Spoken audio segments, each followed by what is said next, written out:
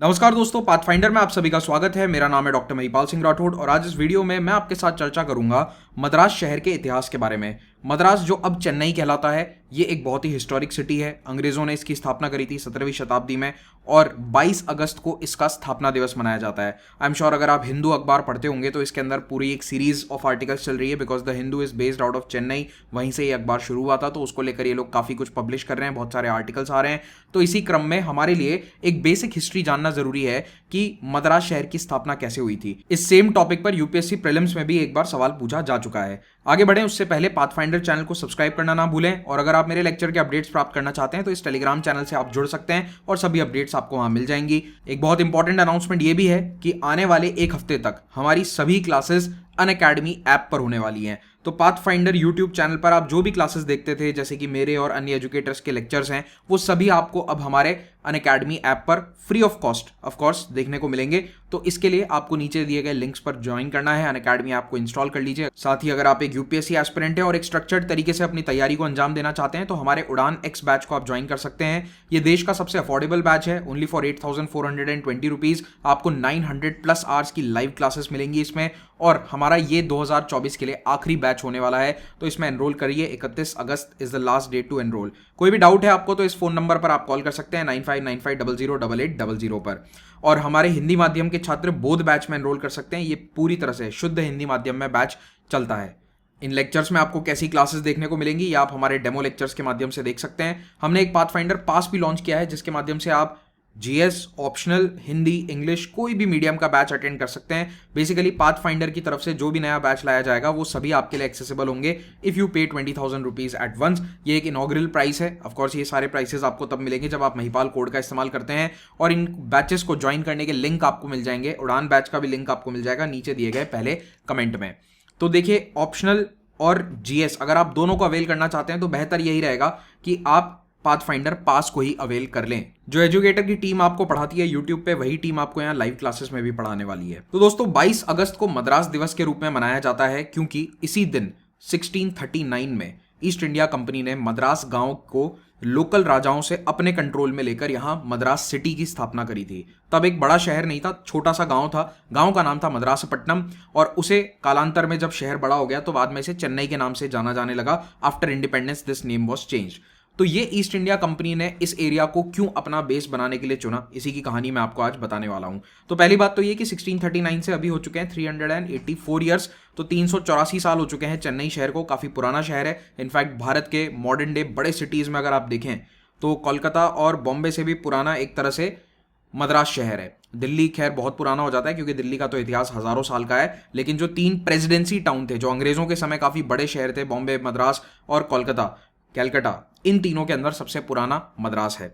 तो यहां पर आप मैप में देख सकते हैं, मद्रास प्रेसिडेंसी का ये मैप है। जब अंग्रेजों ने पूरे भारत पर अपना कब्जा जमा लिया था तब उस समय मद्रास प्रेसिडेंसी के ये बॉर्डर्स थे, right from the northern part of Andhra Pradesh. Andhra Pradesh के आज के जो कोस्टल एरियाज है वहां से लेकर यहाँ केरला तक का पूरा एरिया, और इधर कोस्टल कर्नाटका तक पूरा मद्रास प्रेसिडेंसी हुआ करता था। आज के समय इसमें से 4 अलग अलग राज्य बन चुके हैं, और कई सेंचुरीज तक ये पूरा शहर अंग्रेजों के लिए एक महत्वपूर्ण सिटी रहता है। यहां से इन्होंने बहुत ट्रेड किया, बहुत व्यापार किया, और इनका साउथ इंडिया में एडमिनिस्ट्रेटिव हेडक्वार्टर भी यही था।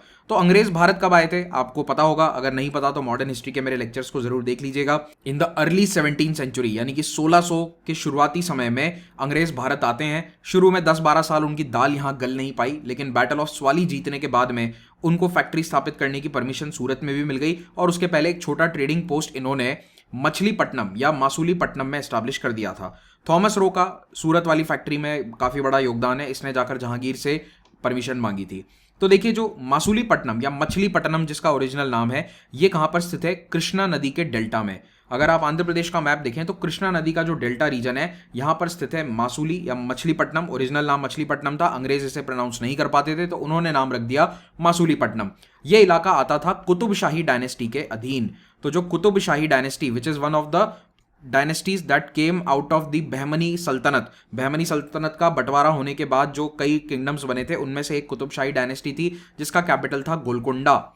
यहां पर कुतुबशाही राजाओं ने इन्हें परमिशन दी कि आप मासूलीपट्टनम में फैक्ट्री लगा सकते हो। अब याद रखिए कि मासूलीपट्टनम में और भी बहुत लोगों की फैक्ट्रीज थी, डच की भी थी, पोर्चुगीज की भी थी, बाद में यहाँ पर फ्रेंच भी आएंगे। So all these people had factories at Masulipatnam. तो एक तो ये है कि ये एरिया बहुत ही कंजेस्टेड था, कंजेस्टेड इन द सेंस कि व्यापार के संबंध में, व्यापारिक रूप से आप देखें तो यहाँ कॉम्पिटिशन बहुत हाई है। इतने सारे यूरोपियन ट्रेडर्स आकर ट्रेड कर रहे हैं, तो अंग्रेज अकेले नहीं थे, उनको बहुत जबरदस्त कंपटीशन मिल रहा था।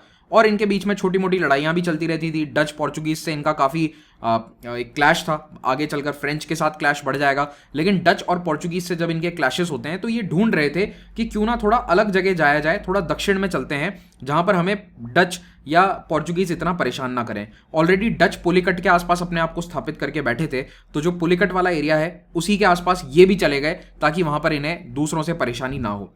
तो देखिए ईआईसी मासूलीपट्टनम में 1611 से थी। दक्षिण भारत में या ईस्टर्न कोस्ट में ये इनकी पहली फैक्ट्री है और इसकी लोकेशन है कृष्णा नदी के डेल्टा में। यहां पर रहकर ये लोग मलेशिया के साथ भी अपना कोऑर्डिनेशन कर लेते थे। इनफैक्ट शुरुआती सालों में 10-20 साल तक जो मद्रास, सूरत, ये वाली फैक्ट्रीज है ना, ये मलेशिया से कंट्रोल होती थी। यानी कि जो गवर्नर बैठता था वो मलेशिया में बैठा करता था और वहां से इंडिया वाले एरियाज को कंट्रोल करते थे। उनका हेडक्वार्टर वहां पर मलेशिया में था। लेकिन वो 1640 के बाद में सब कुछ इंडिया आ गया था। All these towns like Madras, Surat, ये अपने आप में प्रेसिडेंसी टाउन्स बन जाते हैं। ठीक है, तो इनका मलेशिया के साथ भी ट्रेड था, यहाँ पर भी इन्होंने कुछ फैक्ट्रीज लगा रखी थी। तो ये मछलीपट्टनम इनके लिए काफ़ी कन्वीनियंट रहा करता था। मछलीपट्टनम शहर अपने आप में काफ़ी अच्छा है क्योंकि ये समुद्र तट से थोड़ा सा अंदर है, लेकिन डेल्टा रीजन में होने के कारण यहाँ पर जहाज आसानी से पहुंच सकते हैं। अब ईआईसी मछलीपट्टनम से मद्रासपट्टनम की तरफ मूव क्यों होती है, इसकी डिटेल में कहानी बताई है ग्लेन बार्लो ने, जिन्होंने ये किताब लिखी है द स्टोरी ऑफ मद्रास। इसी को मैं बेसिस मानकर अपना ये लेक्चर बता रहा हूँ आपको, तो आप चाहें तो इसको कभी पढ़ सकते हैं। अभी पढ़ने मत बैठना, सिलेक्ट हो जाओ तब पढ़ लेना। तो इसमें इन्होंने बताया कि यहाँ पर मासूलीपट्टनम में जब उनकी एजेंसी प्रॉपरली एस्टैब्लिश हो गई थी ईस्ट इंडिया कंपनी की, तो उन्हें लगा कि एक और फैक्ट्री होनी चाहिए हमारी, या एक लोकेशन और होनी चाहिए। तो कल को कुछ प्रॉब्लम हो जाए मासूलीपट्टनम में तो एक नई जगह हो हमारे पास, बैकअप होना चाहिए।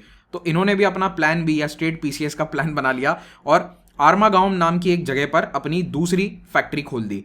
अब ये आर्मागांव कहां पर है, ये नेल्लोर के निकट है। तो नेल्लोर या पुलिकट, अगर आपको पता हो, पुलिकट अभी रिसेंटली न्यूज में था क्योंकि उसके पास से ही भारत के सैटेलाइट्स लॉन्च होते हैं। तो ये पुलिकट लेक है और पुलिकट से ही लगभग 40 किलोमीटर उत्तर की दिशा में ये आर्मागांव नाम की जगह थी। यहां पर ये लोग शिफ्ट हो जाते हैं। So from Masulipatnam they came almost 400 kilometre south, 400 kilometre दक्षिण में, बिल्कुल दक्षिणी आंध्र प्रदेश वाला जो इलाका है, यहां पर आ जाते हैं और इस जगह से ऑपरेट करना शुरू कर देते हैं। लेकिन यहां पर ऑलरेडी डच थे। 40 किलोमीटर दूर पुलिकट में डच का काफी बड़ा प्रेजेंस था और डच यहां काफी ताकतवर थे। तो ऐसे में इनको लगता है कि शायद ये जगह भी हमारे लिए सही नहीं है, एक और नई जगह ढूंढी जाए। तो फ्रांसिस डे नाम का एक अधिकारी था ईस्ट इंडिया कंपनी का, ये नाम इंपॉर्टेंट है, इसको स्टार मार्क कर लेना। फ्रांसिस डे ने आसपास लोकेशंस देखनी शुरू करी और उसे एक दलदली इलाका नजर आता है। तो जो आज का मद्रास शहर है, उस गांव के आसपास काफी बड़े दलदल थे और लोकल राजा उसको मानते थे कि ये तो काम की जमीन नहीं है, ये वेस्टलैंड है। लेकिन उस वेस्टलैंड में सिक्योरिटी थी, क्योंकि जब दलदली जमीन है आसपास तो आपके ऊपर कोई हमला नहीं कर सकता। It is very difficult to take armies through such a land. तो इसीलिए फ्रांसिस डे को ये जगह बिल्कुल अनुकूल लगी कि समुद्र किनारे है, हमारे पास तो जहाज हैं, हमें जमीन से थोड़ा सा कट ऑफ एरिया चाहिए ताकि यहां पर दूसरे लोग अटैक ना कर सकें। तो फ्रांसिस डे ने कोशिश करी कि क्यों ना इस जगह को जाकर हम अपना बेस बनाएं। तो इन्होंने प्रपोज किया कि एक नया फ्रेश स्पॉट ढूंढना है। मद्रासपट्टनम नाम का एक छोटा सा गांव था, मछुआरे यहां पर रहते थे। ये गांव इसे सही लगा फ्रांसिस डे को, तो इसने जाकर यहां पर फैक्ट्री लगाने की परमिशन मांगी। अब ये एरिया किसके कंट्रोल में था, ध्यान रखिए। तो देखिए, पहले एक समय में यहां पर पल्लवास और चोलास का रूल था, लेकिन अभी मिडिवल टाइम पीरियड में विजयनगर रूलर्स के अधीन ये एरिया आता था। अब आपको पता होगा कि 1565 में बैटल ऑफ तालीकोट के बाद विजयनगर एम्पायर काफी कमजोर हो गया था और विजयनगर की जो बचे हुए लोग थे वो आकर दक्षिणी आंध्र प्रदेश में अपना रूल चला रहे थे। तो विजयनगर एम्पायर जो एक समय ऑलमोस्ट पूरे दक्षिण भारत को कंट्रोल करता था, now it was very small kingdom, लेकिन फिर भी अभी भी दक्षिणी आंध्र प्रदेश और उत्तरी तमिलनाडु के काफी इलाकों पर इनका कंट्रोल था। लेकिन इनके जो अधीन नायक्स थे वो अब धीरे धीरे ताकतवर होते जा रहे थे। तो ये नायक्स इस एरिया को कंट्रोल करते थे और एक राजा जो उस ओरिजिनल विजयनगर डायनेस्टी का है, he was still ruling from a place called Chandragiri. अब ये चंद्रगिरी कहां पर है, तो ये तिरुपति के पास में है। तिरुपति मंदिर का अगर आपने नाम सुना होगा, ये दक्षिणी आंध्र प्रदेश में स्थित है। तो somewhere over here is Chennai और इसी के पास में ये चंद्रगिरी का फोर्ट है, यहाँ पर पुलिकट है, तो ये इसी के पास वाला एरिया है। तो चंद्रगिरी में विजयनगर के राजा बैठा करते थे, उनकी कैपिटल थी ये। After the battle of Talikota वहां जाकर ये परमिशन मांगी जाती है और इन राजा का नाम था वेंकटा थर्ड। या फिर इनको पेड्डा वेंकट राय भी कहते हैं। तो ये पेड्डा वेंकट राय विजयनगर एम्पायर के राजा हैं, जो उतना बड़ा तो नहीं लेकिन एक छोटा किंगडम रूल कर रहे हैं। कई बार इनको चंद्रगिरी डायनेस्टी या रूलर्स ऑफ चंद्रगिरी भी कहा जाता है। और इनसे जाकर अनुमति मांगी फ्रांसिस डे ने कि सर हमें अनुमति दे दो। यूपीएससी ने यही सवाल पूछा था कि उस राजा का नाम क्या था और ईयर पूछा गया था। तो 1639 में वेंकट राय इनको ये अनुमति दे देते हैं कि आप मद्रासपट्टनम में अपनी फैक्ट्री लगा लीजिए। और वेंकट राय के अधीन जो लोकल नायक थे, यानी कि उस एरिया के लोकल गवर्नर थे, उनका नाम था दामरला वेंकटपति नायक। और ये दामरला वेंकटपति नायक को ही इन्होंने चिट्ठी लिखी कि इन्हें परमिशन दे दो कि ये मद्रासपट्टनम गांव में अपनी फैक्ट्री वगैरह लगा सकें। तो इन्हीं के अधीन अंग्रेजों ने जाकर ये शहर को स्थापित किया।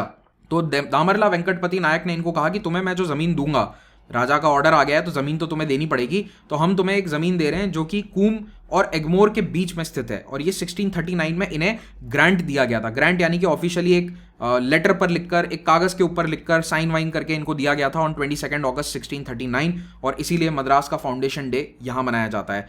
तो ये वाला जो जमीन है ये लोकल रूलर्स की नज़र में एक वेस्ट लैंड था। अंग्रेजों को लगा कि हमारी सिक्योरिटी यहाँ बहुत अच्छी है, तो इन्होंने फोर्ट सेंट जॉर्ज की यहाँ पर स्थापना करी।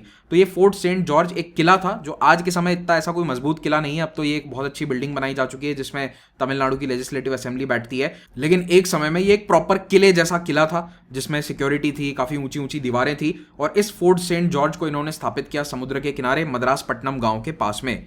ओके और आज के समय जो चेन्नई शहर है वो आप देख सकते हो काफ़ी बड़ा हो चुका है, लेकिन उसका जो कोर एरिया है यहाँ पर स्टार्ट हुआ था मद्रास शहर जो अंग्रेजों ने बसाया। आंद्रे कोगन नाम का एक अधिकारी था ईआईसी का, उसने मासूलीपट्टनम से सब कुछ यहाँ शिफ्ट कर दिया 1641 में। तो शहर की स्थापना होने के 2 साल के अंदर अंदर जो सारा इनका मैनेजमेंट था या एडमिनिस्ट्रेटिव सेटअप था दक्षिण भारत में, पूरा यहाँ पर सेटअप कर दिया जाता है, दक्षिण भारत में लाया जाता है टू मद्रास। तो अब बेसिकली साउथ इंडिया में अंग्रेजों की राजधानी या एडमिनिस्ट्रेटिव हेडक्वार्टर हो चुका है फोर्ट सेंट जॉर्ज। और ये ब्रिटिश की राजधानी रहेगा आने वाले कई समय तक, काफ़ी लंबे समय तक। बाद में प्लासी के युद्ध के बाद कोलकाता ज़्यादा इनके लिए इंपॉर्टेंट हो जाएगा and they will shift their capital और एडमिनिस्ट्रेटिव हेडक्वार्टर्स टू कोलकाता। ठीक है, तो ये इमेज आप देख सकते हैं, उस समय की एक पेंटिंग है। बहुत सारे यहाँ पर देखिए ट्रेडिंग शिप्स हैं जो जाएंगे और मद्रास के साथ व्यापार करेंगे। अब इस शहर का नाम चेन्नई कैसे पड़ा, ये काफ़ी इंटरेस्टिंग है। तो देखिए वो जो वेंकटपति नायक थे, जो उस एरिया के लोकल गवर्नर हैं, नायक हैं वहाँ के, उनके पिताजी का नाम था चन्नप्पा नायक। तो मद्रास शहर में जो फोर्ट सेंट जॉर्ज के आसपास की जो बस्तियां हैं जो बस गई थी, अंग्रेजों ने उसका नाम इनके पिताजी के नाम पर रखा।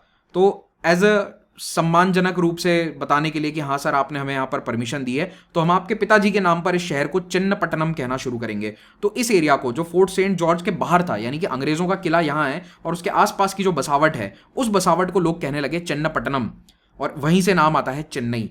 तो ये चेन्नई और मद्रास की कहानी है। तो ओरिजिनल विलेज का नाम था मद्रासपट्टनम और चन्नपट्टनम उसे कहा जाने लगा after the name of the father of the local Nayak. तो आज के समय में आप देख सकते हैं ये मद्रास या चेन्नई शहर की लोकेशन है। ये है पुलिकट लेक, यहाँ पर पुलिकट टाउन है, इसके उत्तर में नेल्लोर स्थित है, यहाँ पर है तिरुपति, इसी के पास में चंद्रगिरी हिल है। तो ये सारी ज्योग्राफी भी आपको अपने दिमाग में रखनी होगी। धीरे धीरे ये शहर काफ़ी डेवलप होता गया, बहुत बड़े स्तर पर यहाँ लोग आकर बसने लगे। लेकिन अंग्रेज जो हैं इसके अंदर 2 अलग अलग एरिया रखते थे। There was a white town and a black town. तो व्हाइट टाउन यानी अंग्रेज बस सकते हैं और ब्लैक टाउन यानी कि जहां पर भारत के नेटिव्स बस सकते हैं। बाद में यहाँ पर एक गवर्नर एस्टैब्लिश किया गया, एक शहर का मेयर आ जाता है, शहर में कॉर्पोरेशन बनाया जाता है और इसे एक प्रॉपर सिटी की तरह ये लोग गवर्न करने लगे। धीरे धीरे सन 1900 आते, सन 1800 आते आते अंग्रेजों ने पूरे दक्षिण भारत पर अपना कब्जा जमा लिया था और उसी क्रम में इन्होंने मद्रास प्रेसिडेंसी में ही ये सारा एरिया एडमिनिस्टर करना शुरू कर दिया। So this Madras presidency was a large area, almost आप देख सकते हैं पूरा दक्षिण भारत है, सिवाय उत्तरी कर्नाटका को छोड़ दें तो पूरा, और आज का तेलंगाना छोड़ दो तो उसके अलावा पूरा दक्षिण भारत इसी के थ्रू रूल होता था। इस शहर की एक और इंटरेस्टिंग हिस्ट्री ये है कि वर्ल्ड वॉर 1 में ये भारत का इकलौता शहर था जिस पर सेंट्रल पावर्स ने बम बरसाए हों।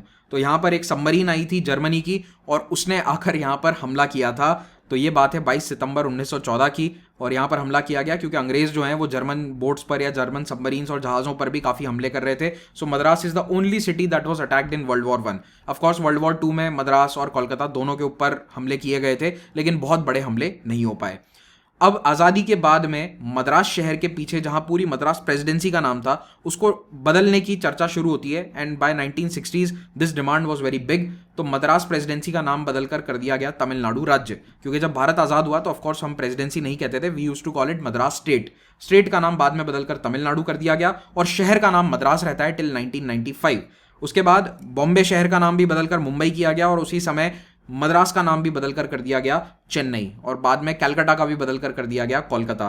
तो ये जो तीनों प्रेसिडेंसी टाउन्स थे अंग्रेजों के, तीनों का नाम बदला गया। और आपको याद रखना है कि कब स्टेट का नाम बदलता है, तो ऑफिशियली 1969 में स्टेट का नाम बदला एंड सिटी का नाम बदला 96 में। अगर आपको ये वीडियो अच्छा लगा हो तो इसे लाइक जरूर करें, अपने दोस्तों के साथ शेयर कर सकते हैं, चैनल को सब्सक्राइब करना ना भूलें। अनअकैडमी के जो टॉपर्स हैं इनमें आपका नाम भी आ सकता है अगर आप हमारे बैचेस को ज्वाइन करके हमारे साथ तैयारी करते हैं। तो पर्सपेक्टिव वीडियोस को जरूर देखिएगा, ये हमारे सोशल मीडिया हैंडल्स हैं, do check them out. Thank you very much, have a great day.